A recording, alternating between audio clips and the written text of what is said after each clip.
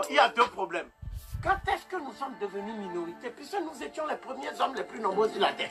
Comment tu peux m'expliquer rationnellement notre passage de majorité à minorité sans génocide? On a été décimés par quelle catastrophe naturelle?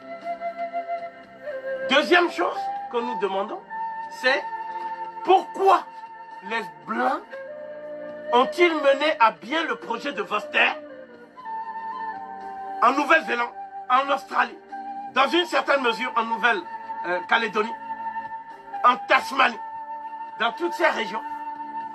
Il y avait des êtres humains dans la forêt de l'Amazonie. Combien sont-ils aujourd'hui?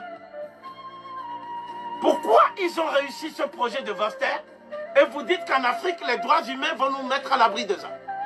Il n'y avait pas les droits humains à l'époque où on a vidé la Nouvelle-Zélande de sa population. Alors voici ce qu'il a dit Vorster.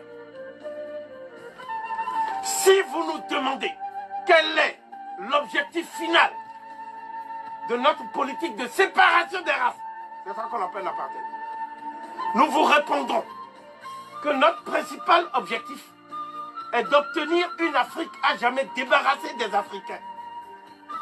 Et une Afrique débarrassée des Africains serait en tout point semblable à un paradis terrestre pour l'homme blanc. Donc s'il dit ça, et qu'après que moi j'ai dit ça, des journalistes qui m'ont porté la contradiction sur des plateaux de télévision, comme Antoine Glaser et son compère Stephen Smith, viennent d'écrire un livre intitulé « L'Afrique sans les Africains », en reprenant le titre de ce que j'ai dit. Donc c'est là où les Noirs disent maintenant « Merci de nous avoir mis en garde contre le danger ».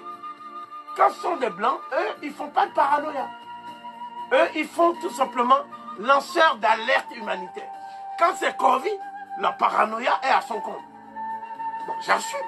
Mais ce que je dis, c'est que Vorster n'a pas dit le paradis céleste. Il a dit le paradis terrestre.